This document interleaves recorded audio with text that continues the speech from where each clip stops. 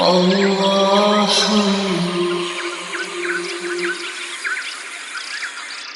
باللہ من الشیطان الرجیم بسم اللہ الرحمن الرحیم۔ عزیزان من، آج مئی 1969 کی 25 تاریخ ہے اور درس قرآن کے سلسلہ نو میں آج سورہ بقرہ کی آیت 219 سے آغاز کلام ہوتا ہے۔ بات چلی آ رہی تھی کہ یہ جو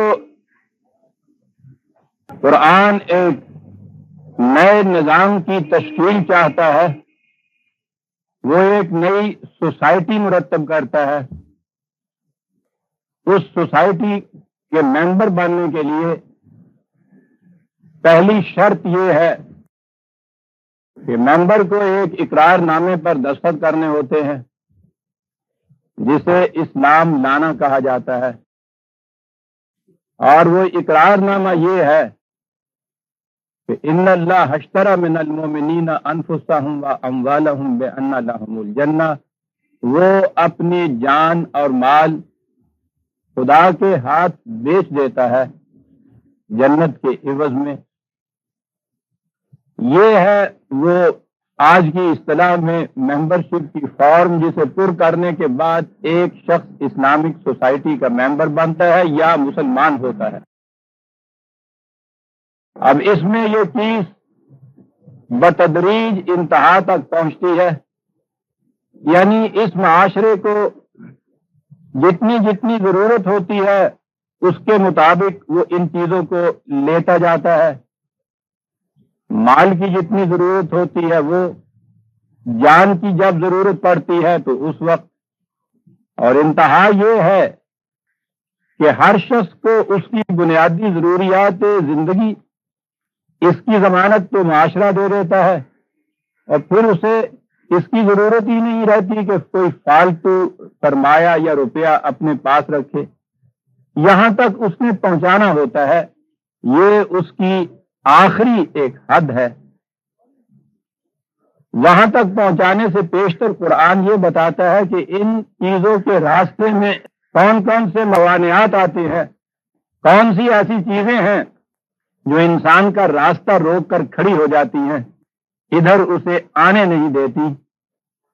اور اس مقام پر اس میں دو باتوں کا ذکر کیا اس نے، یسألونک عن الخمر والمیسر قل فیہما اسم کبیر ومنافع للناس واسمہما اکبر من نفعہما۔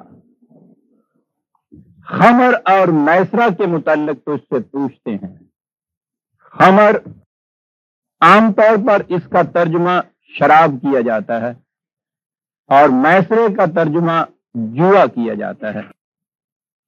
شراب اور جوا اس میں آ جاتے ہیں، لیکن یہ صرف شراب اور جوئے کی بات نہیں ہے، ان کا دائرہ ان سے کہیں زیادہ وسیع ہے۔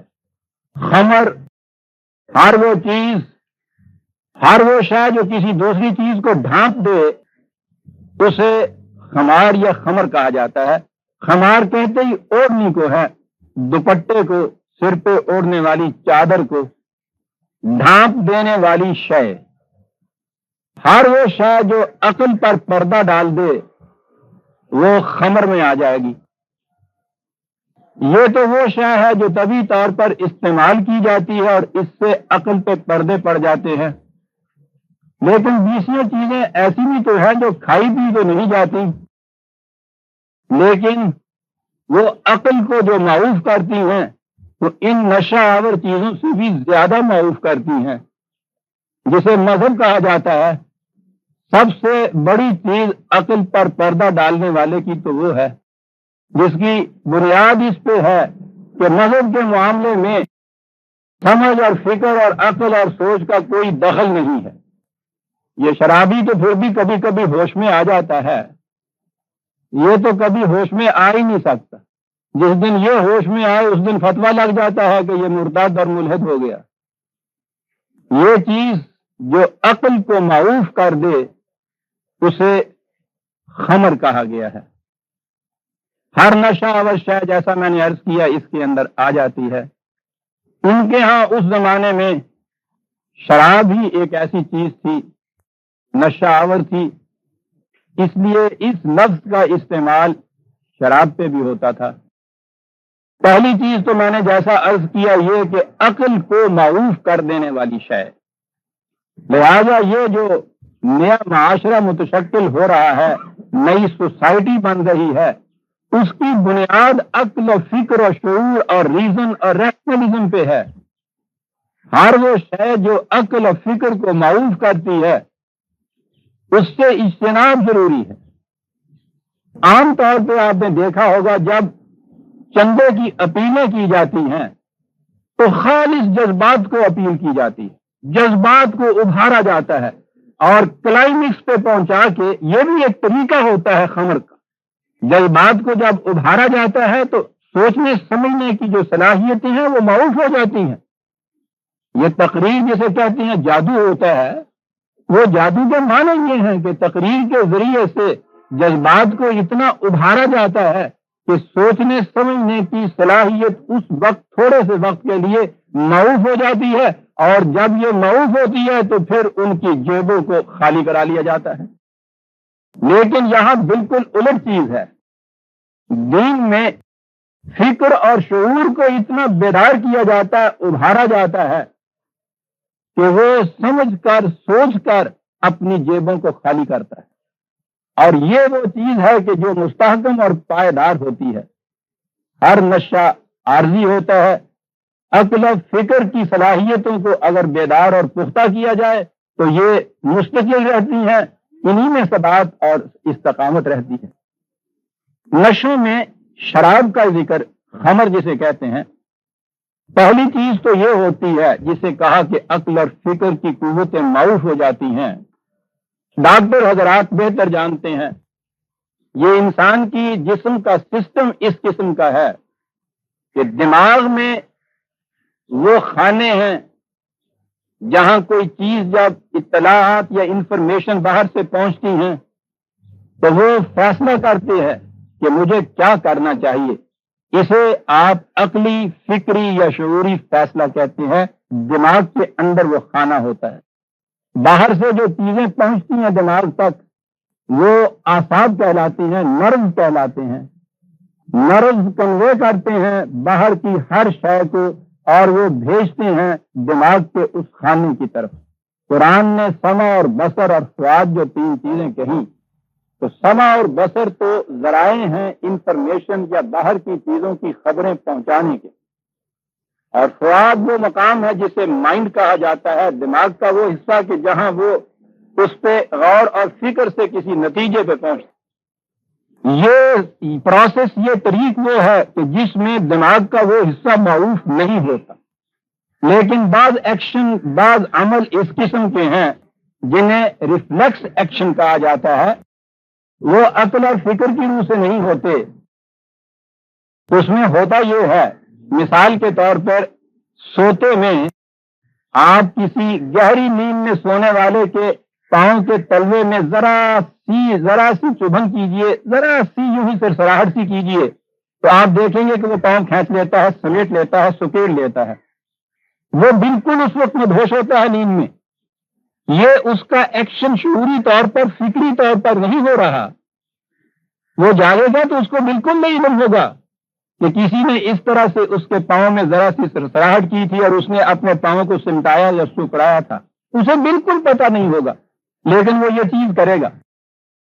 تو اس میں ہوتا یہ ہے طبعی طور پر کہ سونے میں یا ایسی حالت میں جسے آپ نے نشہ کہا ہے، اس میں یہ جتنے اعصاب یا نروز ہیں یہ ریڑھ کی ہڈی کے اندر سے پاس کرتے ہوئے دماغ تک پہنچتے ہیں، لیکن دماغ تک پہنچنے سے پہلے گردن میں ایک مقام آتا ہے جہاں سونے کی حالت میں یا نشے کی حالت میں نیچے کے اعصاب کا تعلق یا رابطہ دماغ کے اس حصے سے کٹ آف ہو جاتا ہے، منقطع ہو جاتا ہے۔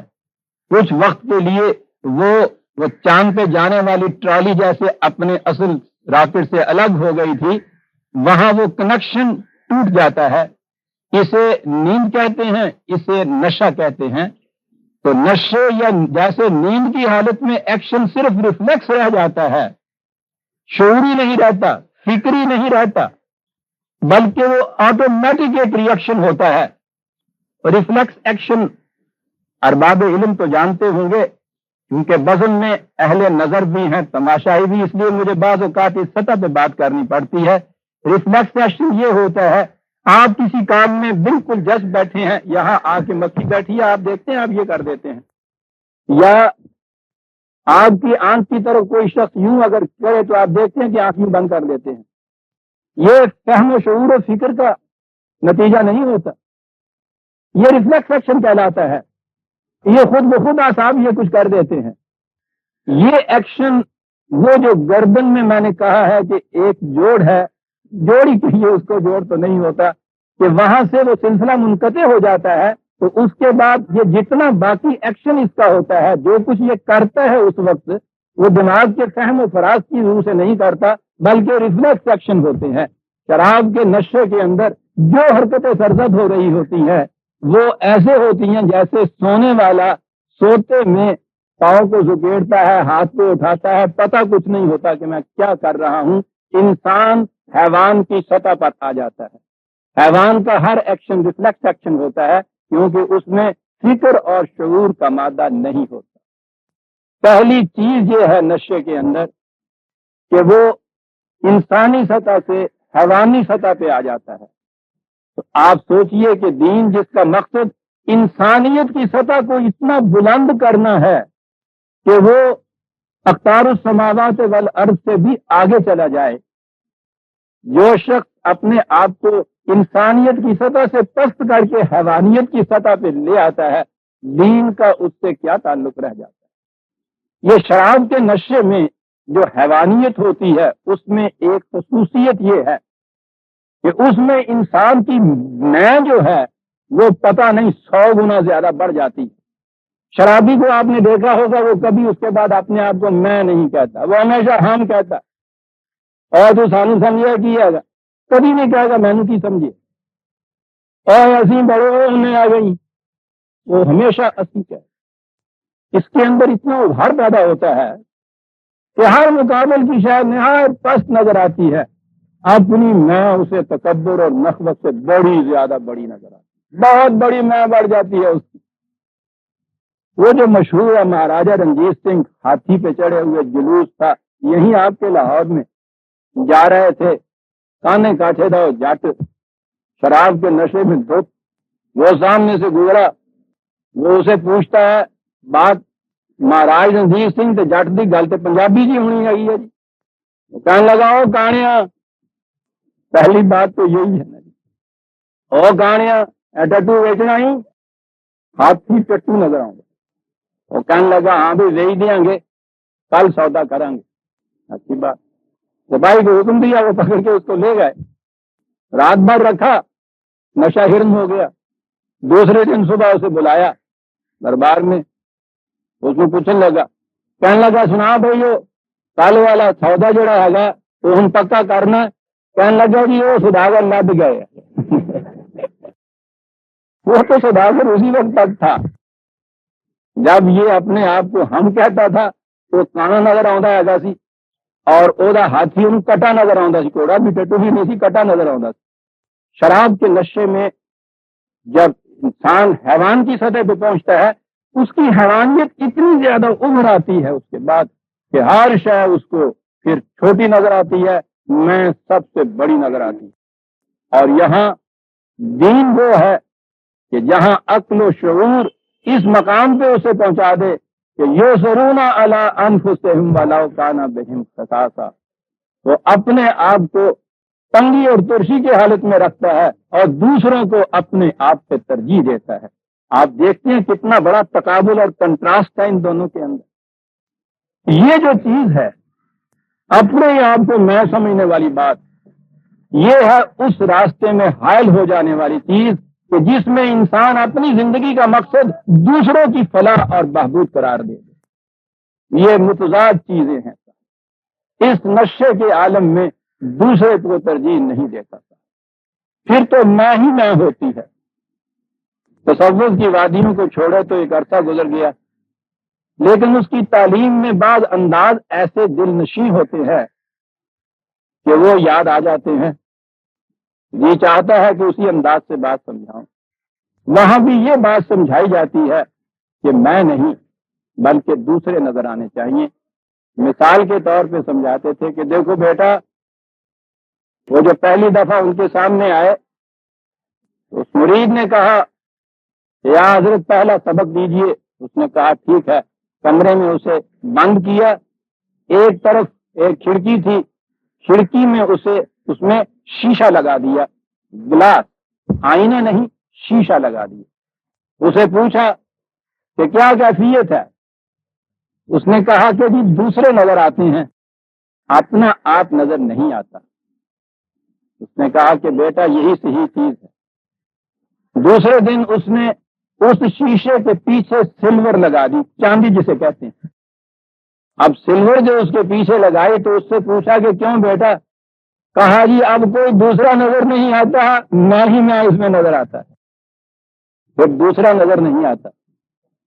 یہ ہے وہ شے کہ جسے نشہ کہا جاتا ہے، اور شراب کا نشہ تو بہت پست درجے کا اور عارضی نشہ ہے۔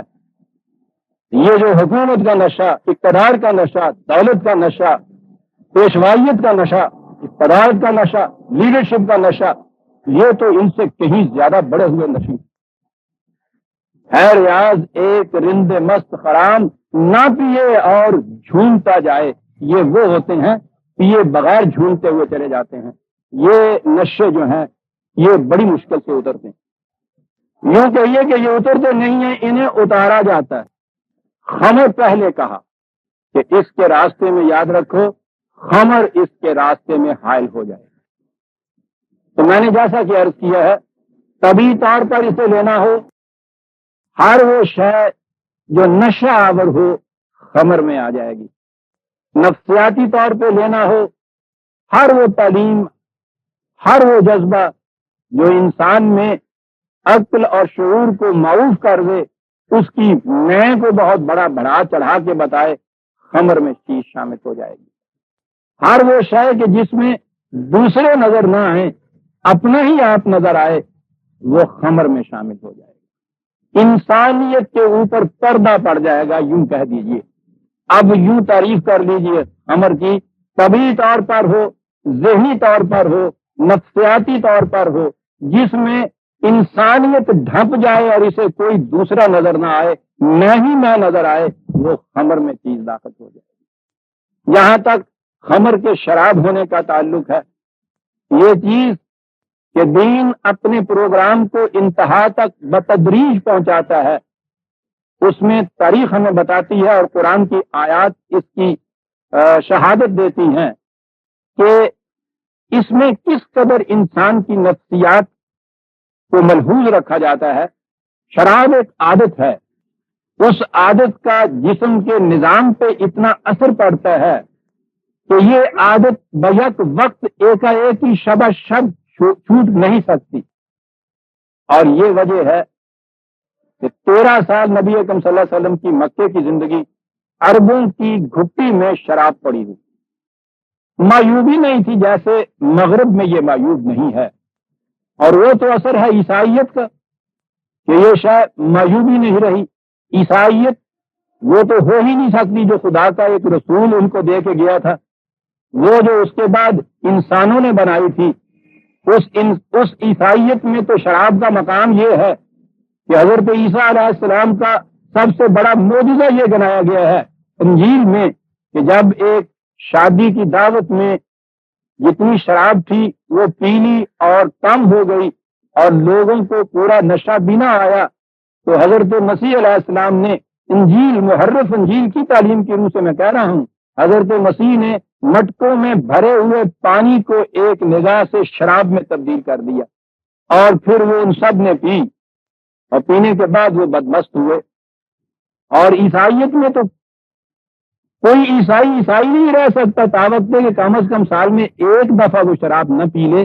جو بھی عید فصح ان کے ہاں ہوتی ہے حضرت عیسیٰ علیہ السلام کے صلیب پہ دیے جانے کی ایسٹر میں عید جو ہوتی ہے، اس میں وہ جو کہا جاتا ہے نا کہ حضرت مسیح کا خون جو تھا وہ شراب بن گیا، تو وہ اس رسم میں وہ تقدس ہے، ورشپ ہے، عبادت ہے اس کی، کہ اس میں ایک گھونٹ شراب پینا ہوتے۔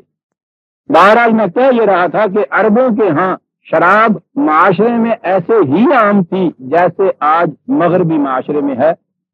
صدیوں سے وہ اس کے عادی چلے آ رہے تھے، ایک دن میں چھڑائی نہیں جا سکتی تھی۔ آہستہ آہستہ اس کے متعلق احکام آئے، آہستہ آہستہ اس سے اجتناب برتا گیا، تاہم کہ تاریخ کے کہنے کے مطابق مدینے میں بھی چوتھی یا پانچویں صدی ہجری میں جا کر آخری حکم جو آیا تو اس وقت یہ یکسر ممنوع قرار پائی، ورنہ اس سے پیشتر اجتناب اور احتراز اور احتیاط کے متعلق احکام آتے رہے۔ رفتہ رفتہ بتدریج اس عادت کو چھڑایا گیا۔ دین میں جو نظام قائم کیا جائے گا اس میں اس حکمت کو پیش نظر رکھا جائے گا، کون سی چیز کیسے چھڑائی جائے گی اور اس کی جگہ دوسری چیز کیسے لائی جائے گی۔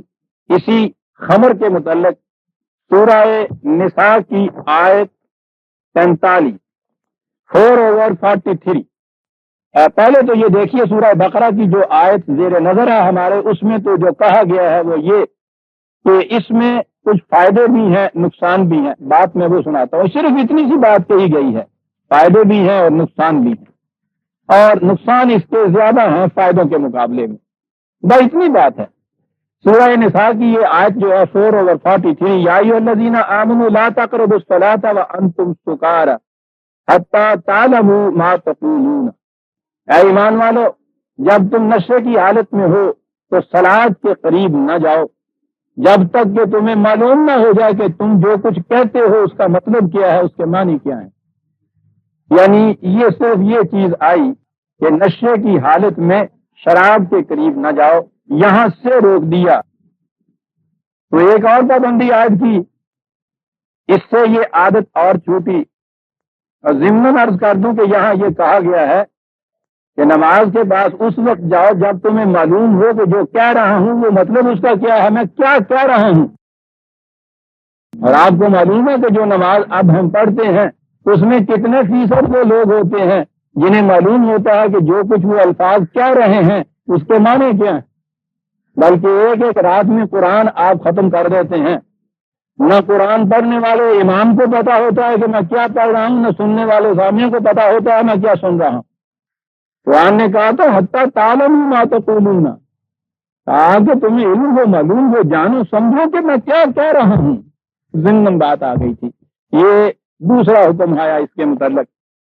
اور اس کے بعد سورہ مائدہ کی آیت 90-91 5/90-91، اس میں آخری حکم پھر آ گیا، یا ایھا الذین آمنوا انما الخمر والمیسر والانصاب والازلام رجس من عمل الشیطان فاجتنبوہ لعلکم تفلحون۔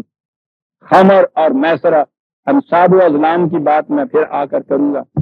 رجس ہے، رجس ہر وہ عمل کے جس سے انسانیت کی نشو و نما رک جاتی ہے۔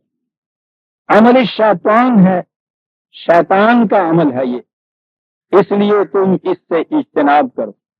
تو آگے پھر فَهَلْ أَنْتُمْ مُنْتَهُونَ، کیا تم اس سے باز نہیں آؤ گے؟ بڑی سختی سے یہ چیز کہی گئی۔ یہ ہے آخری حکم جس میں شراب قطعاً ممنوع قرار پا گئی۔ تو بعض لوگ پوچھا کرتے ہیں، اور پوچھنے کا جذبہ محرکہ تو آپ سمجھتے ہیں کیا ہو سکتا ہے کہ جی وہ شراب کو سور کی طرح حرام نہیں قرار دیا قرآن نے، اتنا ہی کہا ہے کہ اس سے اجتناب برتو۔ تو گنجائش نکالی جاتی ہے کہ یہ حرام تو نہیں ہے نا بہرحال، ہاں یعنی کبھی کبھی پی لینے میں کیا حرج ہے۔ حرام کا لفظ نہیں آیا تھا، عمل شیطان آیا ہے، رجسن آیا ہے۔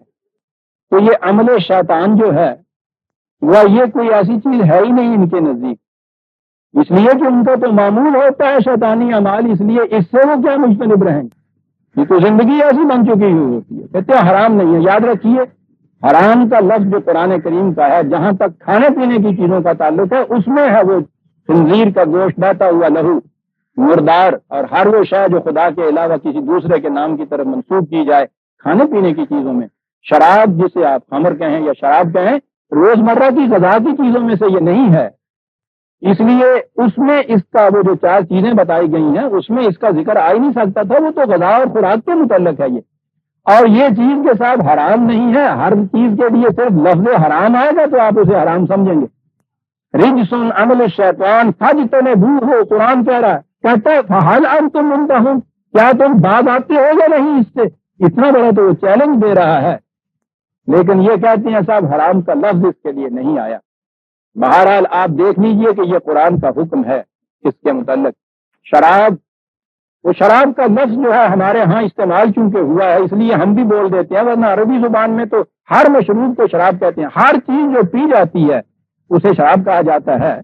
وہاں یہ شراب کا لفظ وائن کے معنوں میں، شراب کے معنوں میں نہیں آتا، وہاں تو یہ لفظ ہر پینے والی شے کے متعلق آتا ہے۔ تو خمر اگر یہاں اسلامی ممالک میں اس کے متعلق کوئی قانون بنے گا، اس قانون کو یہ ڈیفائن کرنا ہوگا، یہ بتانا ہوگا کہ وہ کیا شے ہے جسے خمر کہا جائے گا، اور وہ آپ کے ہاں ان لافل قرار پائے گی۔ یہ بڑی ضروری چیز ہے، ورنہ ہمارے ہاں تو شراب جو ہے وہ تو خاص قسم کی کوئی چیزیں ہیں ان کو کہا جاتا ہے، لیکن یہ چیز کہ شراب جب قانون کی زد میں آئے گی تو وہاں تو قانون کو بتانا پڑے گا کہ خمر کیا ہے۔ میں نے یہ اس لیے عرض کیا کہ جب یہ چیز قانونی حیثیتیں اختیار کریں گی تو اس وقت ان کو ڈیفائن کرنا پڑے گا، متعین کرنا پڑے گا، اسپیسیفکلی بتانا پڑے گا کہ کیا شے ہے وہ۔ خمر پہلی چیز کہی، دوسری چیز اس نے کہی والمیسر، عام ترجمہ اس کا جوا کیا جاتا ہے، جوا ہی نہیں۔ اور آپ دیکھیں گے کہ ان چیزوں کو کیوں متعین کر لیا گیا ہے، خمر کو صرف شراب کے لیے اور میسرہ کو صرف جوئے کے لیے، اس لیے کہ اگر معنی اس کی وہ وسیع لیے جائے، خمر ہر وہ شے جو عقل کو معروف کر دے، تو آپ دیکھتے ہیں کہاں تک بات پہنچتی ہے، اور میسرہ یہ یسر سے ہے، اور یہ بلکہ یسار بائیں ہاتھ کو کہتے ہیں۔ یسر کے معنی آسانی، ہر وہ دولت جو نہایت آسانی سے ہاتھ آ جائے وہ میسرہ میں داخل ہے۔ ہمارے ہاں بھی کہتے ہیں کہ یہ تو میرا بائیں ہاتھ کا کھیل ہے، عربی زبان میں اسی کو یہاں سے ہی یسار ہے، یہیں سے یسر ہے، یہیں سے میسرہ ہے۔ قرآن کی تعلیم تو یہ ہے کہ لیسا للانسان الا ما سعی، انسان صرف اس کا حقدار ہے جس کے لیے وہ محنت کرتا ہے، اور ہر وہ مال جو بغیر محنت کے آ جاتا ہے میسرہ میں داخل ہے۔ لیکن جب یہ اس کا مفہوم لیا جائے گا قرآن کا تو آپ پھر دیکھتے ہیں کہ اس بستر کی زد کہاں کہاں جا کے پڑتی ہے، بجائے اس کے کہ دیانتداری سے اس چیز کو قبول کیا جاتا کہ ہاں یہ ساری چیزیں میسرہ میں داخل ہیں، کہ جس میں محنت نہیں کی جاتی، محنت کوئی اور کرتا ہے، محنت کا محصل کوئی اور لوٹ کے لے جاتا ہے۔ اگر اس کو بھی میسرہ کی ڈیفینیشن میں لاتے تو جس طرح سے کم از کم جوئے سے مجتنب رہا جاتا ہے اس کے متعلق بھی تو یہی ذہنیت ہوتی۔ فریب دیا اپنے آپ کو، خدا کو کیا فریب دیا جائے گا؟ یہ کہہ کے کہ اس کا مفہوم ہی اس طرح محدود کر دو، صرف جوا جو ہے اس تک اس کو رکھو، اس سے آگے ہر وہ شے جو یوں ہی یسر سے آسانی سے بغیر محنت کیے ہوئے دوسرے کی کمائیاں آتی چلی جائیں وہ سارا حلال و طیب، صرف جوا جو ہے اس کے متعلق یہ چیز کے ساتھ یہ ناجائز ہے۔ اور جوئے کی بھی پھر قسمیں، یہ جو بیچارے وہ بازار کے وہ ماجے تھے منے، وہ جتی کے پاسا سوٹ کے 4 پیسے کا جڑا کھیلن وہ تو پولیس آ جانی ہے، چھاپا مار دی۔ ہر جم خانے میں، ہر کلب میں، ہر شام کو نام اس کا برج رکھ لیا جاتا ہے، کوئی قانون اسے نہیں روکتا، کوئی سوسائٹی اسے معیوب نہیں سمجھتی۔ یہ کہہ دیا جائے نا کہ یہ جواریہ ہے تو آپ دیکھیے اس کے متعلق ذہن میں کیا چیز آتی ہے، اور یہ برج والے فخر سے بیان کرتے ہیں۔ آپ پابندی اس پہ جو نہیں لگتی تو اس میں ایک گہری بات ہے۔ رشوت کا ایک بڑا حسین اور لطیف طریقہ ہے یہ، وہاں جا کے جس نے صبح جا کے ٹینڈر دینا ہوتا ہے یا پرمٹ لینا ہوتا ہے، شام کو وہ کلب میں جا کے اسی افسر متعلقہ کے ہاتھوں 1000 روپیہ ہار آتا ہے، وہ اسے برج میں جیتتا ہے. رشوت تو نہ ہوئی نا جی. یہ یعنی میں کہتا ہوں کہ ایگزیکٹلی جو شکلیں جوئے کی ہیں اس میں سے بھی یہ راہیں تراشی جاتی ہیں. کیسے تراشی گئی؟ اس کے لیے قانون بنا کہ یہ چیز ناجائز نہیں ہے. قانون کس نے بنایا؟ وہی جنہوں نے برج کھیلنا تھا. اسی لیے قرآن قانون سازی کا اختیار انسانوں کو دیتا ہی نہیں. وہ ہزار طریقے قانون کی روح سے نکالتا ہے. تو میں صرف ہر وہ دولت جو آسانی سے ہاتھ میں آئے، محنت کوئی دوسرا کرے، یہ لیسا للانسان الا ما سعی کے بالکل برعکس چیز ہو گئی. وہاں یہ ہے کہ صرف جس کے لیے محنت کی جاتی ہے وہ ہے جس کا کوئی حقدار ہوتا ہے. میں صرف ہر وہ دولت، ہر وہ مال کہ جس میں محنت کوئی دوسرا کرے، ما حاصل کوئی اور لے جائے. جی میں عرض کر رہا تھا کہ یہ جو قرآن کی اصطلاحات ہیں، الفاظ تو وہی رہے، ان کا مفہوم اس انداز سے بدلا گیا کہ ایک تو وہ لوگ ہیں نا کہ جو مثلاً اس کی پرواہ ہی نہ کریں کہ صاحب قرآن میں کیا آیا، شریعت نے کیا کہا ہے. لیکن بہرحال ایک وہ لوگ بھی ہوئے کہ جو یہ کہتے ہیں کہ نہیں صاحب ہم اس کے مطابق چلتے ہیں. یہ مطابق چلنے والوں نے کیا کیا ہے دین کے ساتھ؟ الفاظ وہی رکھے ہیں، اصطلاحیں وہی رکھے ہیں، ان کے مفہوم خود متعین کر لیے ہیں. نیسرا کا یہ مفہوم متعین کیا اور اسے صرف گیم آف چانس یا جوئے تک لے گئے، اور باقی تمام دولت جس میں محنت کوئی دوسرا کرے، محاصل کوئی اور لے جائے، وہ ساری حلال و طیب. کیا ہوا؟ نیسرے کی ایک قرآنی اصطلاح کا مفہوم خود متعین کیا. اب قرآن میں یہ لفظ نیسرا یا اس قسم کے الفاظ رہا کریں، ان کی حفاظت کا ذمہ خدا نے لیا ہے تو لیے رکھیں. کتاب محفوظ ہے، غیر متبدل ہے، ٹھیک ہے، الفاظ غیر متبدل ہے نا. الفاظ کے معنی اگر بدل لیے جائیں تو اس سے بڑی تعریف اور کیا ہوگی؟ آپ کے ساتھ یہ ہوا ہے. اب اس کے لیے سندیں مانگتے ہیں کہ صاحب یہ کیسے ہو کہ دوسرے کی محنت کی کمائی دوسرا نہیں لے جا سکتا، اس کے لیے سند بتائیے. سند تو موجود تھی اس کے لیے، لیکن اس سند کو تو آپ نے محدود کر کے رکھ دیا ایک خاص چیز کے لیے. اب سندیں اس کے بعد ڈھونڈتے پھرتے. آپ نے دیکھا کہ یہ جو قرآن معاشرہ متشکل کرتا ہے جس میں پوری محنت کی جائے اور محنت کا محصل ملے، اور محنت کے محصل میں سے بھی صرف اپنی ضرورت کے لیے رکھا جائے، زائد فاضلہ سرپلس منی دوسروں کے لیے دے دی جائے، یہ وہ نظام اور اس کے مقابلے میں یہ نظام کہ صرف جوا تو حرام یا ناجائز ہے، دوسروں کی محنت کی کمائی کو ہر طریق سے لے جانا جو ہے اس میں کوئی چیز ایسی ممانعت کی نہیں ہے. زمین پہ لکیریں کھینچی، میری ہو گئی. اس میری کے اندر کاشتکار سال بھر محنت سے خون پسینہ ایک کر کے بیچارہ وہ وہاں فصل پیدا کرے، اور یہ جس نے لکیر ماری تھی اس نے یا اس کے باپ دادا نے کہیں سے کم از کم آ جائے اس کا حصہ گھر کو لے جائے. کیا ہے جی؟ مزارعت ہے جی. یہ بالکل حلال ہے، میسر نہیں ہے. تجارت ایک کرے، دن رات محنت وہ کرے، یہ انویسٹمنٹ اس کے اندر کر کے سلیپنگ پارٹنر بن رہے ہیں. نفع آ رہا ہے اس میں سے آدھے سے بھی زیادہ ان کا. کیا ہے جی؟ یہ سب مزارعت ہے صاحب، میسر نہیں ہے. یہ میسر کیا ہے؟ جوئے ہے صرف صاحب. یہ ہوتا ہے دین کے ساتھ. خمر اور میسر دو چیزیں ہیں جو اس راستے میں حائل ہوتی ہیں، اور آپ نے دیکھا کہ عقل کو معروف کیا جائے اور ادھر یہ صورت یا تو گیم آف چانسز کو آپ لیتے ہیں تو اس میں بھی عقل معروف ہوتی ہے. جو چیز آپ چانس پہ چھوڑتے ہیں اس میں عقل کو کیا دخل ہے؟ جوا جو پانسے پہ ہے، اس پانسے پہ کیا رخ اس کا سامنے آ جائے گا، آپ کی عقل کو کوئی دخل نہیں ہوتا. لیکن جوئے تک تو یہ حکم رکھا جائے گا. یہ قرہ اندازیاں، یہ لاٹریاں، یہ فالیں نکالنا، یہ خوابوں میں فیصلے لینا، یہ سارے کے سارے نہ صرف جائز بلکہ شرعاً بڑے مستحب قرار دیے جاتے ہیں. اللہ والوں سے جا کے پوچھا جاتا ہے، ان سے فالیں نکلوائی. یہ کیا چیز ہے؟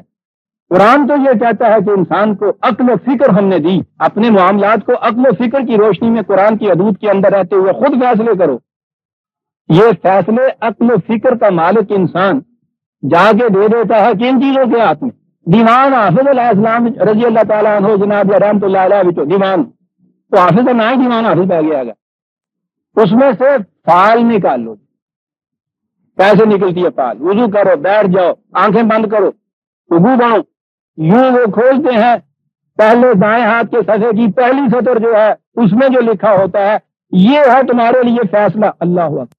نہ دماغ اور فکر اس کی کام کرے، نہ فکر و دماغ اس کے کام کرے، یہ فیصلے لیے جاتے ہیں، کرے ڈالے جاتے ہیں، لاٹریاں پڑتی ہیں، استخارے کیے جاتے ہیں، عقل و فکر کو معروف کیا جاتا ہے۔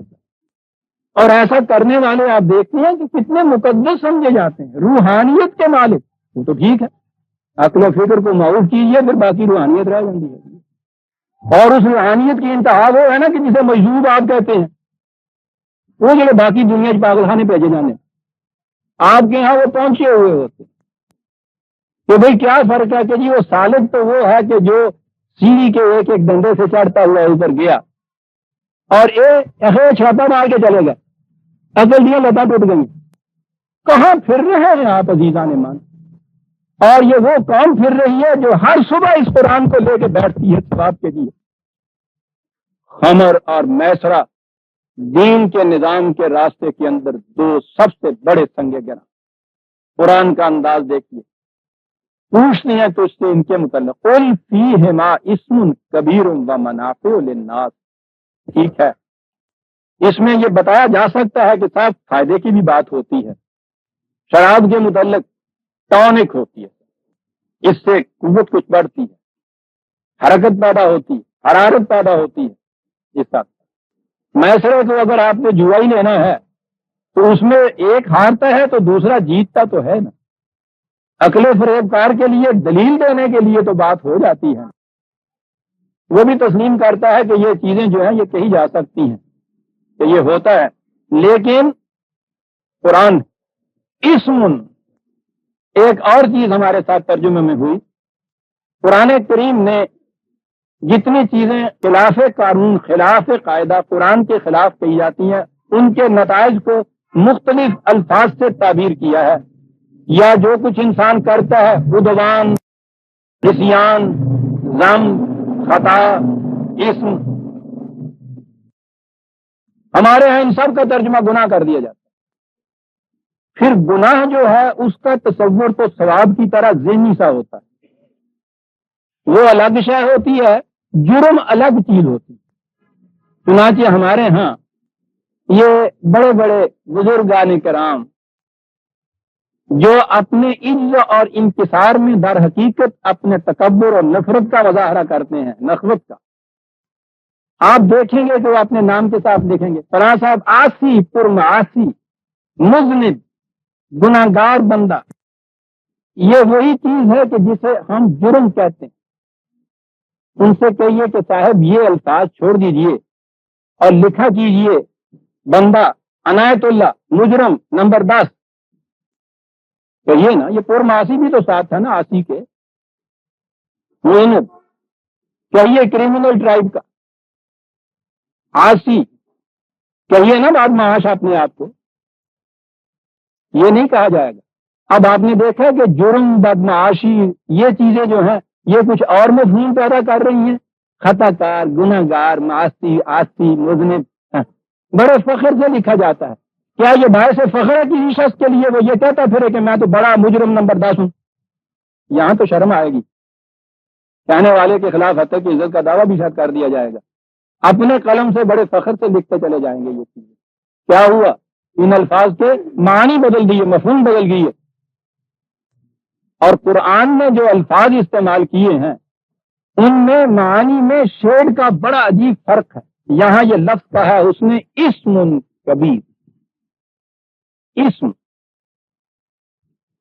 عربوں کے ہاں قافلہ چلتا تھا، اونٹ لے جاتے تھے، قطار میں لے جاتے تھے، اس میں کوئی اونٹ یا اونٹنی جو واماندہ ہو، سرماندہ ہو، جلد تھک جائے، تھکنے کی وجہ سے قطار کے ساتھ میں چل سکے، پیچھے رہ جائے، پچھڑ جائے، پچھڑ جائے، عوام مجمل ہو جائے، افسردگی طاری ہو جائے، واماندگی طاری ہو جائے، قوت عمل میں کمی آ جائے، اسے وہ ناقتن آشمتن کا،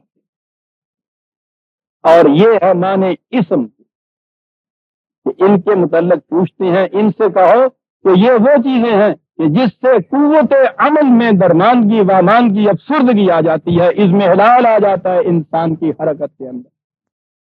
منافع کی صورت تو یہ ہے، پینے کے بعد تو اتنی بڑی قوت اور اس میں حرکت پیدا ہوتی ہے کہ پوچھو نہیں، وہ پہاڑ ڈھانے کو تیار ہوتا ہے۔ ہاں یہ ہے، وقتی طور پہ تو ایسا نظر آتا ہے، لیکن نشہ اترنے کے بعد جسے آپ خمار کہتے ہیں، پوچھئے نہیں کہ اس میں کس طرح ہڈیاں ٹوٹتی ہیں پھر ان کی۔ یہ جو عادت چھوٹتی نہیں ہے، وہ جو اس کے بعد کا اضمحلال ہوتا ہے، اس اضمحلال کو پھر اسی شراب کی اس وقتی حرارت اور حرکت کے ذریعے سے پورا کیا جاتا ہے۔ اسے عربی زبان میں اسم کہتے ہیں۔ یہ جو اس تھوڑے سے نفع کے بعد کی کیفیت پیدا ہوتی ہے، یہ اضمحلال کی کیفیت جو پیدا ہوتی ہے، اسے اسم کہا جاتا ہے۔ اور یہی چیز میسرہ میں کہی کہ بغیر محنت کیے ہوئے دوسرے کی محنت کی کمائی سے روپیہ لے آنا، بات تو بڑی نظر آتی ہے، بڑے بڑے بینک بیلنس ہوتے ہیں، لیکن اس میں پھر کمائی کرنے کی جو طاقت اور محنت کرنے کی جو عادت اور قوت ہوتی ہے، تو اس میں اضمحلال آ جاتا ہے، اور جب یہ راستے اس پہ بند ہو جاتے ہیں تو وہ ایک وقت کی روٹی کمانے کے بھی قابل نہیں رہتا۔ اسم کبیر، دیکھا آپ نے یہ خمر، یہ میسر، اس میں ہے کیا؟ منافع تو نظر آتے ہیں، منفعت کی چیز نظر آتی ہے، لیکن اسمہما اکبر من نفعہما، دونوں کو جب آمنے سامنے رکھو گے تو یہ نظر آئے گا کہ ہنگامی اور وقتی فائدے کے مقابلے میں وہ جو مستقل اضمحلال پیدا ہوا ہے تمہارے اندر، قوت کی کمی آ گئی ہے، کام کے قابل تم نہیں رہتے اس کے بعد، یہ چیز بڑی زیادہ ہے۔ یاد رکھو یہ ہے ان دونوں چیزوں کے متعلق یہاں یہ کہا، اور اس کے بعد کہا یسالونک ماذا ینفقون، اب یہ پوچھتے ہیں کہ کہیے یہ دو راستے تو بند ہو گئے، ہم نے محنت سے کمائی کی، اب اس میں ہمارا کتنا حصہ ہے؟ سوچیے عزیزان من، ایک طرف میسرہ ہے کہ دوسرے محنت کریں اور یہ لوٹ کے لے جائیں، اور ادھر یہ نظام ہے کہ جس میں خود محنت کرو، محنت کی کمائی آئے، اور اس میں سے پوچھتے یہ ہیں کہ ہم اس میں سے کتنا خود رکھیں اور کتنا دوسرے کے دیں۔ ایک لفظ میں سارا معاشی نظام آپ کا آ جاتا ہے عزیزان من، جس پہ آپ دیکھتے ہیں کہ اب کتابوں کی کتابیں لکھی جا رہی ہیں، صفحوں کے صفحے، اخباروں کی اخباریں، روز باس مباشرہ، یہ خلاف اسلام ہے، یہ عین اسلام ہے۔ پوچھتے یہ ہیں کہ پہلی چیز کہ اپنی کمائی، اپنی کمائی میں سے ہم خود کتنا رکھیں، دوسروں کی ضرورت کے لیے، یعنی ان کی ضرورت کے لیے جن کی ضرورتیں ان کی کمائی سے پوری نہیں ہو سکتی یا وہ کمانے کے قابل نہیں رہے، کتنا دے دیں؟ للعفو، ان سے کہو جتنا تمہاری اپنی ضرورت سے زائد ہے سب کا سب یہ رکھنا کاہے کے لیے ہے؟ پیسے تو ضرورت پورا کرنے کا ذریعہ ہے۔ ارے بھائی، آپ نے ٹکٹ خریدا ہے سفر کے لیے، آپ نے سفر نہیں کرنا، اور ٹکٹ ایسا ہو کہ جس کو بیچ کر پھر پیسے واپس نہیں ملتے، ٹرانسفریبل ہو لیکن کیشیبل نہ ہو، پیسہ نہ ملے، تو اس کے بعد آپ سیدھا یہ کہا کرتے ہیں کہ صاحب میں نے تو جانا نہیں ہے، یہ آپ ٹکٹ لے لیجیے، آپ کے کام آئے گا، میرے تو کسی کام نہیں آنا۔ روپیہ جو ضرورت پورا کرنے کے بعد باقی بچ جاتا ہے، وہ ٹکٹ ہے کہ جس میں آپ نے سفر نہیں کرنا، لیکن آپ نے سنبھالے ہوئے، اس لیے کہ غلط نظام نے یہ بتا دیا ہے کہ نہیں، یہ ٹکٹ جو ہے آپ کا زندگی بھر کے لیے آپ کے کام آتا چلا جائے گا۔ اسے کہتے ہیں کیپٹل سسٹم۔ سکہ جس کی انٹرنسک ویلیو کچھ نہیں ہے، اس کی اپنی ذاتی قیمت کچھ نہیں ہوتی، آپ کے قانون نے اس کو اتنی بڑی قیمت دے دی ہے کہ وہ عمر بھر کے لیے ایک چالو ٹکٹ آپ کے پاس آ جاتا۔ وہ کہتا ہے یہ غلط ہے نظام، یہ تو ضروریات زندگی بہم پہنچانے کا ذریعہ تھا، تمہاری پوری ہو گئی، یہ فاضلہ بچ گیا ہے، دوسرے کے کام آئے گا، دے دو۔ عزیزان من، انسان اپنے آپ کو اشرف المخلوقات کہتا ہے، ایک حیوان، ایک بیل، ڈھیر ہو اس کے سامنے چارے کا، کھا رہا ہو، یہ تو ٹھیک ہے کہ جب تک اس کا پیٹ نہ بھرے کسی کو پاس نہیں آنے دیتا، حیوانیت ہے نا۔ جب پیٹ بھر جاتا ہے تو آرام سے وہاں بیٹھ جاتا ہے، آنکھیں بند کر کے جگالی کرتا ہے، اس کے بعد اس کو اس کی فکر نہیں ہوتی کہ جو زائد ضرورت ہے اسے کون لے جاتا ہے، یہ کمبخت پیٹ بھرنے کے بعد اس زیادہ ضروروں کی اوپر پہرے بٹھا دیتا ہے، پھر اشرف المخلوق کہتا ہے اپنے آپ کل انعام بل ہم اضل، کہا یہ انسان نہیں حیوان ہے، پھر کہہ دیا نہیں ان سے بھی گئے گزرے ہیں۔ زائدہ ضرورت کو تو حیوان بھی اپنے پلے باندھ کے نہیں رکھتا۔ ہزاروں اور لاکھوں ہو کہ جن کی ضروریات رکی ہوئی ہیں، ایک وقت کے لیے ان کے بچوں کو روٹی کا ٹکڑا نہیں ملتا، اور ان کے گھروں کے اندر خزانوں کے خزانے بھرے ہوئے ہیں ضرورتیں پوری کر دینے کے بعد، ضروریات پوری ہو جانے کے بعد۔ اور ایک چیز کا تعین بھی وہ نظام کرے گا، ایک ضرورتیں تو ہوتی ہیں بنیادی ضرورتیں ہر انسان کی یکساں ہوتی ہیں عزیزان ایمان، بھوک کے لیے روٹی، مزدور کے لیے بھی وہی ضرورت ہے جو اس انجینئر کے لیے جس کی ضرورت ہے، کپڑا، مکان، بیماری میں دوائی۔ اب اس کے بعد ضرورتیں یہ رہ جاتی ہیں کہ جس نے صرف یہ لیبر ہے، محنت کرنی ہے، اس کے لیے پھاوڑا، گینتی، یہ چیزیں۔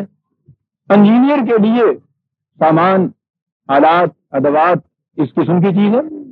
یہ ضرورتیں جو ہیں یہ وہ نظام مہیا کرے گا اس کام کے لیے جو کام اس کے ذمے لگا دیا ہے۔ بنیادی ضرورتیں ہر ایک کی یکساں ہوں، تو جی نہیں اس کھانے پینے میں بھی فرق ہوتا ہے، ٹھیک ہے، یعنی مزدور کے بیٹے کو اگر آپ ٹوسٹ اور بٹر اور ہنی دے دیں گے تو وہ ڈیریج پیڑ ہونے لگتا ہے۔ اصل بنیادی ضروریات زندگی ہر ایک کی پورا کرنا نظام کا کام، مخصوص ضروریات جو کسی کے کام سے متعلق ہے ان کو بھی پورا کرنا۔ اب نظام یہ چیز خود سوچ لے گا کہ طریقہ کار کیا ہوگا، اپنے لیے آپ رکھ لے، سارا وہاں دے کے وہاں سے لے لے، کچھ بھی ہو یہ طریقہ کار ہے۔ یا سلونا کا ماذا ينفقون قل العفو۔ سنیے عزیزان ایمان، کہا تھا نا کہ عقل کو معروف کر دینے والی چیزیں جو ہیں وہ حرام۔ کذالک یبین اللہ لکم الآیات، یوں اللہ اپنے حکام کو واضح کر کے بیان کرتا ہے۔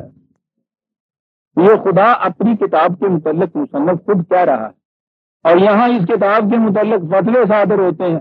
مجمل ہے کتاب، قرآن کہتا ہے مفصل ہے، تو کہنے میں انہیں کی بتایا گا، یعنی جس طرح انہیں کسی چرا کے کتاب دے دیتی ہوئی ہے، پتہ سانو ناقص ہے۔ وہ کہتا ہے تمت کے لینا تو ربے کا، یہ ناقص۔ وہ کہتا ہے کہ یہ چیز ہم نے خود اس کی وضاحت کر دی، یبین اللہ، واضح کر دیا۔ کہتے ہیں نہیں صاحب اس میں تو بڑا ابہام ہے، مبہم ہے کتاب، یعنی انسانی تصنیف میں جس قدر عیب ہو سکتے ہیں وہ سارے معاذ اللہ خدا کی اس تصنیف کے اندر ڈالے جاتے ہیں۔ کذالک یبین اللہ لکم الآیات۔ سنیے آگے، میں نے کہا تھا نا کہ قرآن کا انداز یہ ہے کہ تمہاری فکری قوتوں کو بلند کر کے پھر وہ نقشہ پیش کرتا ہے کہ اب بتاؤ کیا کہتے ہو۔ کہا لعلکم تتفکرون، یہ جو ہم نے کہا کہ خمر اور میسرہ اس نظام کے راستے میں سنگ گراں بنیں گے، یہ جو ہم نے کہا ہے کہ ضرورت سے زائد جو کچھ بھی ہے اس کا رکھنا حماقت ہے، دوسروں کی ضرورت کے لیے دے دو، ہم نے وضاحت سے یہ بات اس لیے بیان کر دی ہے لعلکم تتفکرون، تاکہ تم عقل و فکر سے سوچ سمجھ کے دیکھو کس نتیجے پہ پہنچتے۔ تتفکرون۔ اب آئیے قرآن کی خصوصیت عزیزان من، سنیے جھوم جائیے۔ عقل و فکر کا میدان، یہی طبی دنیا جو ہے اسی کو قرار دیا جاتا ہے، انہی کے معاملات کو عقل و فکر کی روح سے سوچا سمجھا جا سکتا ہے۔ اس سے آگے کے معاملات جو ہیں ان کے متعلق کہتے ہیں کہ نہیں صاحب عقل انسانی وہاں نہیں پہنچ سکتا۔ سنیے قرآن کیا کہتا ہے، لعلکم تتفکرون فی الدنیا، ٹھیک ہے، دنیاوی امور میں تم عقل و فکر سے کام لو۔ وہ ہر ایک یہ کہے گا، کہتا ہے تتفکرون فی الدنیا والآخرت، دنیا کے معنی حال، پریزنٹ، موجودہ، عاجلہ، پیش پا افتادہ، ان مفاد کے متعلق تو ہر ایک ہی سوچتا ہے، کہا مستقبل کے متعلق بھی کچھ سوچو۔ اور یہ جو ہم نے بات کہی ہے کہ ہنگامی طور پر تو ان میں فائدے ہیں، ذرا ہنگامی فائدوں سے آگے نظر کو بڑھا کر دیکھو تو تم دیکھو گے کہ کتنی بڑی نقصان کی چیز ہے جو تم کر رہے ہو۔ لعلکم تتفکرون فی الدنیا والآخرہ، تفکر دنیا اور آخرت میں تفکر، مذہب کی دنیا میں دنیاوی معاملات میں بھی فکر حرام. دین قرآن کی روح سے دنیا ہی نہیں آخرت کے معاملات میں بھی غور و تدبر اور فکر و شعور اور عقل و بصیرت. دیکھتے ہیں انسانی فکر کو کیا مقام عطا کیا جا رہا ہے. وَيَسْأَلُونَكَ عَنِ الْيَتَامَى. یتیم ہماری زبان میں تو وہ اسے ہی کہتے ہیں جس کے ماں باپ مر گئے ہوں، صرف وہ یتیم ہوتا ہے. عربی زبان میں ہر وہ شخص جو تنہا رہ جائے اسے یتیم کہتے ہیں. جس پہ جب کوئی مصیبت پڑے تو وہ اسی کی مصیبت ہو، کسی دوسرے کی مصیبت کو نہ بنے، اس میں دوسرا کوئی شریک اپنے آپ کو نہ سمجھے کہ یہ میری مصیبت ہے، اسے تنہا کہتے ہیں. یعنی ویسے ہیں ان کے ہاں استعمال کے طور پہ بھی لڑکیاں شادی کے قابل ہو جائیں، میریجیبل ایج پہ پہنچ جائیں، اور اس کے بعد ان کی شادی نہ ہو سکتی ہو، یہ نہیں کہ وہ خود نہ کرنا چاہیں، نہ ہو سکتی ہو تو وہ اس لڑکی کو اس وقت بھی یتیم کہتے ہیں. بیوہ عورت کو یتیم کہتے ہیں. ہر وہ شخص جو تنہا رہ جائے اسے یتیم کہا جاتا ہے. در یتیم تو آپ نے اصطلاح سنی ہوگی. صدف میں جو ایک تنہا اکیلا موتی ہوتا ہے اسے کہتے ہیں.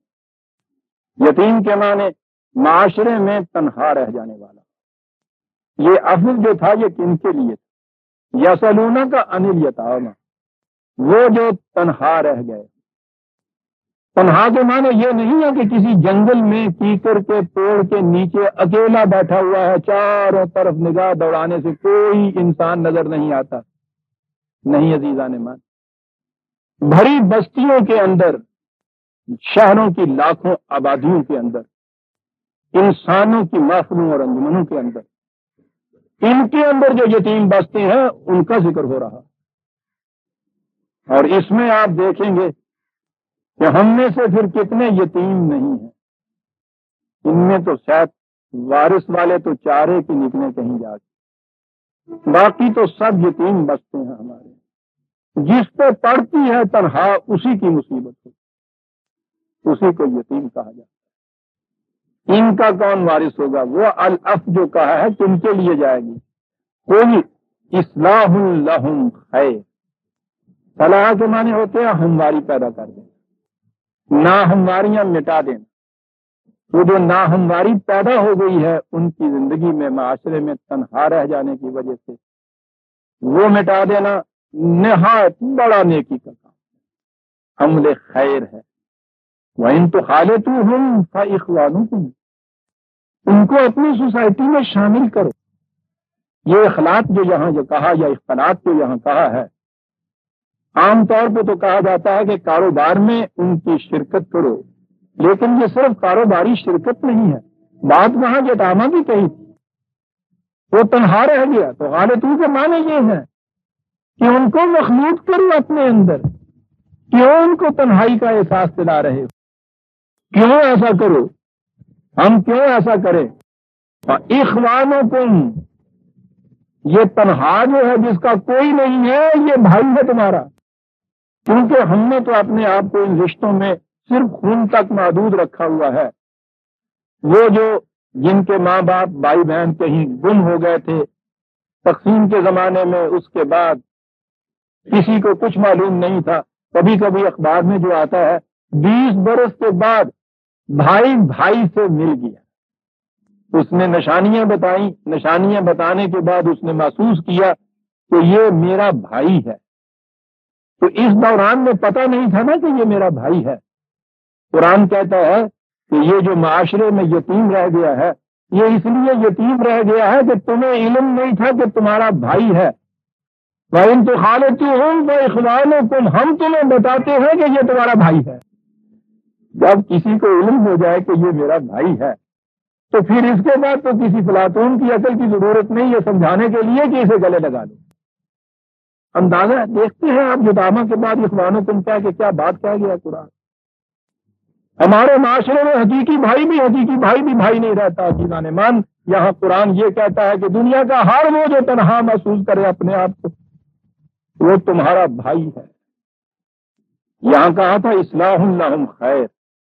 واللہ یعلم المفسد من المصلح، ہم جانتے ہیں ناہمواریاں پیدا کر کے ان کو تنہائیوں میں دھکیل دینے والا معاشرہ کون سا ہوتا ہے، اور ہم یہ بھی جانتے ہیں کہ ہمواریاں پیدا کر کے پھر ان کو بھائی بنا لینے والا معاشرہ کیا ہوتا ہے، ہم جانتے ہیں۔ یہ تمہاری ساری مصیبتیں اس لیے تھیں کہ تم جانتے نہیں۔ قرآن نے کہا یہ ہے کہ وَلَوْ شَاءَ اللَّهُ لَأَعَانَتَكُمْ، کہا اگر ہم بھی تمہیں یہ نہ بتاتے تو پھر تو مشکلات اور مصیبتیں تم پہ پڑی رہی تھیں، ٹھیک ہے، اس کے لیے تو کوئی جسٹیفیکیشن تھی کہ صاحب میں نے پہچانا ہی نہیں میرا بھائی ہے، میں جانتا ہی نہیں تھا میرا بھائی ہے۔ کہا اگر خدا یہ چاہتا کہ تم اسی طرح پریشانیوں میں مبتلا رہو تو پھر ٹھیک تھا، ہم بھی تمہیں نہ بتاتے کہ تمہارا بھائی ہے۔ کہا جب ہم نے کہہ دیا کہ یہ تمہارا بھائی ہے اور اس کے بعد بھی اگر وہ پریشان رہا تو پھر لعنت ہے تم۔ کیا بات، ہم نے بتا اس لیے دیا ہے کہ تم یہ نہ کہہ سکو کہ تب معلوم نہیں تھا، اس لیے وہ مشکلوں میں، مشقتوں میں، مصیبتوں میں، تکلیفوں میں مبتلا ہے، ہم جانتے نہیں تھے، تمہیں بتا دیا کہ بھائی ہے تمہارا۔ دنیا کا ہر یتیم، ہر وہ جو اپنے آپ کو مصیبت میں تنہا محسوس کرتا ہے، وہ تم سب کا بھائی ہے، ہم نے بتا دیا۔ اب تو کوئی ایسی وجہ نہیں کہ وہ پریشانیوں میں رہے۔ ان اللہ عزیز حکیم، یاد رکھو یہ باتیں ہم عقل و فکر کی روح سے بتاتے ہیں، لیکن یہ نہیں ہے کہ ان کو ہم اس طرح سے واضح کے طریقے پہ چھوڑ دیں گے کہ تم پھر اپنے طور پہ جی چاہے مانو یا جی چاہے نہ مانو۔ ہم وہ نظام قائم کریں گے کہ جس کے اندر پھر کوئی تنہا نہیں رہے گا اور ہر ایک دوسرے کا بھائی بن جائے گا۔ یہ بھی ہم جانتے ہیں نظام کی روح سے جو چیزیں ہوتی ہیں تو خدا کے عزیز ہونے کی دلیل ہوتی ہے۔ جہاں وہ چیز ریشنلی سمجھانے تک ہوتا ہے وہ اس کے حکیم ہونے سے تعبیر کی جاتی ہے۔ معاشرہ بہت بڑا بنے، لیکن جیسا کہ میں نے پچھلی دفعہ عرض کیا تھا، قرآن فیملی یونٹ کو بڑی اہمیت دیتا ہے کہ جو کچھ وہ بڑے پیمانے اور وسیع پیمانے پر معاشرے میں کرنا چاہتا ہے اس کی ابتدا چھوٹے پیمانے پر گھر کی زندگی سے کرنا چاہتا ہے۔ یہاں سے وہ تربیت دیتا ہے، پھر معاشرہ کیسے بنتا ہے؟ دائیں اور بائیں جو دیواریں ہوتی ہیں آپ کے گھر کی، ان کو آپ گراتے چلے جائیے، گھر معاشرہ بنتا چلا جائے گا۔ تو جیسا کہ میں کہا کرتا ہوں، صبح کو جب آپ گھر سے نکل جاتے ہیں اسے آپ معاشرہ کہتے ہیں نا جہاں چلے جاتے ہیں۔ شام کو جب اس یاد دیواری میں آ جاتے ہیں تو اسے پھر گھر کہتے ہیں نا۔ تو گھر اور معاشرہ دو چیزیں نہیں ہوتی۔ معاشرے کی سمٹی ہوئی شکل گھر ہوتا ہے، گھر کی پھیلی ہوئی شکل معاشرہ ہوتا ہے۔ معاشرے کی اصلاح چاہتے ہو تو گھروں کی اصلاح کرو، یاد رکھو۔ جس گھر میں ہمواریاں نہیں ہیں اس معاشرے میں ہمواریاں نہیں ہو سکتی پیدا۔ گھر میں ہمواریاں ہی قرآن نہیں پیدا کرتا۔ سنیے، گھر کو جنت بنانے کے لیے قرآن ایک طریقہ بتاتا ہے، گھر کو جنت، اور جو معاشرے کے سارے گھر جنت بن جائیں معاشرہ جنت بن گیا۔ جنت یہی بنا رہا، جہنم کا نقشہ بھی ساتھ دیتا ہے۔ معاشرے کی ابتدا نہیں، گھر کی ابتدا میاں بیوی کے ایک عہد و پیمان سے ہوتی ہے جسے وہ عقد کہتا ہے۔ ایک عاقل بالغ ذمہ دار اپنی مرضی سے فیصلے کرنے والا مرد، اسی طرح سے عورت، وہ فیصلہ کرتے ہیں کہ ہم گھر کی بنیاد رکھیں گے، ایک چھوٹے سے معاشرے کی تشکیل کریں گے۔ اس کے لیے بنیادی شرط کیا ہے؟ ہمارے ہاں کی شرائط تو آپ کو معلوم ہے۔ لڑکا کیا کرتا ہے؟ سی ایس پی ہے، آڈٹ اکاؤنٹ سروس میں ہے، اتنی تنخواہ پاتا ہے، بزنس مین ہے۔ باپ اس کا کیا کرتا ہے؟ کوٹھی ہے، کار ہے، ٹھیک ہے۔ اور لڑکی کا باپ کیا کرتا ہے؟ ٹھیک ہے، یہ کرتا ہے جی۔ ساتھ کیا دے گا جی؟ لڑکی دے گا، اس کے ساتھ کیا دے گا؟ قرآن نے یہ کہا تھا بیوی اور میاں کے لیے، تو یاد رکھو، مرد تنہا اس عورت سے وزن میں کم ہوتا ہے۔ اس کے لیے ضروری ہے کہ اس عہد، اس عقد کے ساتھ اپنی طرف سے ایک تحفہ ساتھ اس کو دے تاکہ یہ تمہارے دونوں پلڑے برابر ہو جائیں. اسے کچھ دو کیونکہ تمہارے اکیلے کا وزن اس کے مقابلے میں کم ہے. یہ عورت کا مقام تھا قرآن کی روح سے. آج اس یتیم معاشرے کے اندر جس کے گھر جوان لڑکی ہو جاتی ہے سو نہیں سکتا رات کو. گھر کو شام کو گھر میں آتا ہے تو اس کی طرف نگاہ دوڑاتا ہے اور وہ جب باپ کی مایوسی کے اوپر نگاہ دوڑاتی ہے اپنی چارپائی پہ رات بھر نہ وہ سوتی ہے نہ وہ سوتا ہے. اسے اس کے ساتھ کچھ دینا ہوگا. بچی کی تعلیم کی، پرورش کی، تربیت کی، انسان بنایا. اب اس جن سے کاسب کے ساتھ کچھ دینے کے لیے اس کو چاہیے. پھر اس کی ڈیمانڈز، لڑکا ماشاء اللہ گورنمنٹ سروینٹ ہے جی، ملازم، 60 روپیہ کا کلرک کیوں نہ پائیں گے. میٹرک ہو، لڑکی ایم اے ہے، ساتھ کیا ملے گا. ڈیمانڈ چلی آ رہی ہیں. عزیزان مان، اس تصور سے انسانیت کی چیزیں نکل جاتی ہیں کہ انسان کے ساتھ زندگی کے نباہ کا معاہدہ کر رہے ہو، پوچھتے یہ ہو کہ اس کے ساتھ کیا ملے. لعنت ہے. قرآن کہتا ہے کہ ان تمام معیاروں کے مطابق اگر تم ایک گھر بناتے ہو، ٹھیک ہے، کوٹھی بھی مل جائے گی، کار بھی مل جائے گی، یہ سب کچھ ہوگا، بس ذرا سا فرق ہوگا کہ گھر جہنم بن جائے گا. بس اتنا سا فرق ہوگا. کہا آؤ تمہیں ہم بتائیں کہ گھر جنت کیسے بنتا ہے. جنت بنتا ہے، وہ کہتا ہے ایک ہی چیز دیکھنے کی یہ ہے، اور وہ یہ ہے ہم آہنگی فکر و نظر، خیالات، اعتقادات، نظریات، مزاج، ان چیزوں کے اندر ہم آہنگی، یکسانیت، ایک جیسا ہونا. اور قرآن نے اپنے معیار کے مطابق فکر اور نظر وغیرہ کو ایک آخری شکل جو دی ہے اسے آئیڈیالوجی یا ایمان کہا ہے. جب وہ کہتا ہے نا ایمان میں اشتراک، اس کے یہ معنی نہیں ہے کہ وہ بھی مسلمانوں کے گھر میں پیدا ہوا ہو، وہ بھی مسلمانوں کے گھر میں پیدا ہوئی ہو. سوال تو یہ ہے نہیں، میں نے جیسا عرض کیا تھا، گھر میں پیدا ہونے سے کوئی بچہ نہ مسلمان پیدا ہوتا ہے نہ کافر پیدا ہوتا ہے، اسے یہ کچھ ہونا پڑتا ہے. اور یہ جو خیالات، اعتقادات، نظریات، فکر، یہ ساری چیزوں کی انتہائی مجموعے کا نام ایمان ہوتا ہے. یہ خالص ایمان ہے.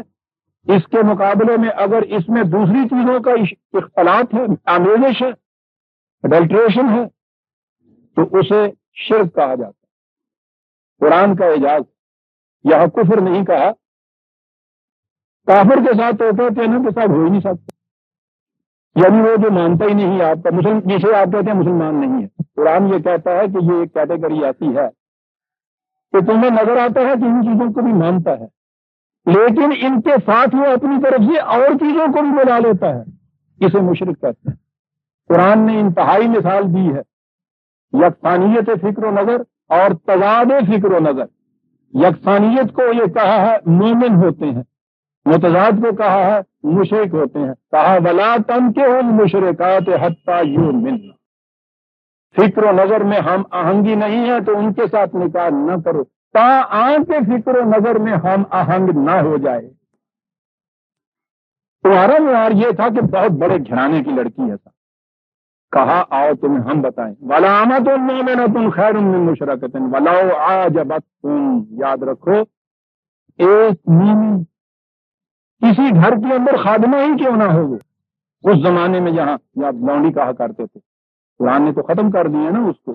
آج کی اصطلاح میں یوں سمجھ لیجیے گھر میں ملازمہ کیوں نہ ہو، خادمہ کیوں نہ ہو، لونڈی کیوں نہ ہو، فکر و نظر میں اگر وہ ہم ہنگ ہے اس مشرکہ عورت سے کہ جو کوٹھیوں کی اور کاروں کی مالک ہے، اس سے یہ کہیں زیادہ بہتر ہے، خاص تمہیں وہ کتنی زیادہ اچھی کیوں نہ لگے.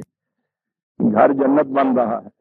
ولا تنکحوا المشرکین، یہ تو کہا تھا نا مردوں سے. اب دیکھیے کہ سوال صرف یہ نہیں ہے کہ مرد کسے پسند کرتا ہے. قرآن کے نزدیک تو مرد عورت دونوں کی یکساں پسندیدگی لازمی ہے.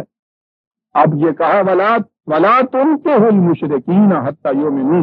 اے مومن عورتوں تم بھی کسی ایسے مرد سے شادی نہ کر لینا جو آئیڈیالوجی میں تم سے مختلف ہو، جو فکر و نظر سے ہم آہنگ نہ ہو، خواہ تمہیں اس کی ملازمت، اس کی کوٹھیاں، اس کا کاروبار، اس کی دولت، اس کا بینک بیلنس کتنا ہی کیوں اچھا لگے، وَالْعَبْدُ مُؤْمِنٌ خَيْرٌ مِّن مُشْرِكٍ وَلَوْ أَعْجَبَكُمْ، اس سے کہ جو فکر و نظر میں ہم آہنگ نہیں ہے، یہ جو گھر میں کام کاج کرنے والا لڑکا مجھے نظر آتا ہے، اگر وہ ہم آہنگ ہے وہ اس سے بہتر ہے، یاد رکھو ادھر نہ جانا ادھر آ جانا۔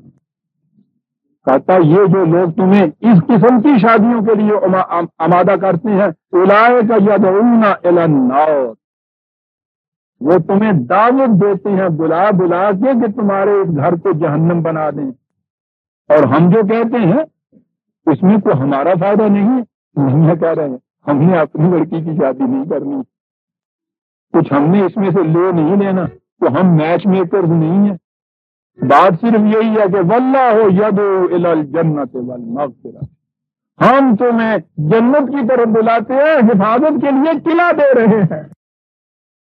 یبین آیاتہ للناس، دیکھیے کتنا واضح طور پہ ہم باتوں کو بیان کرتے ہیں تمہارے لیے، لعلہم یتذکرون، تاکہ وہ ہر وقت اس بات کو سامنے رکھیں، جب یہ فیصلے کرنے لگے تو اس بات کو سامنے رکھ کے پھر فیصلہ کریں، اور اس طرح سے وہ اپنے گھر کو جنت بنا لے، جہنم بنا لے۔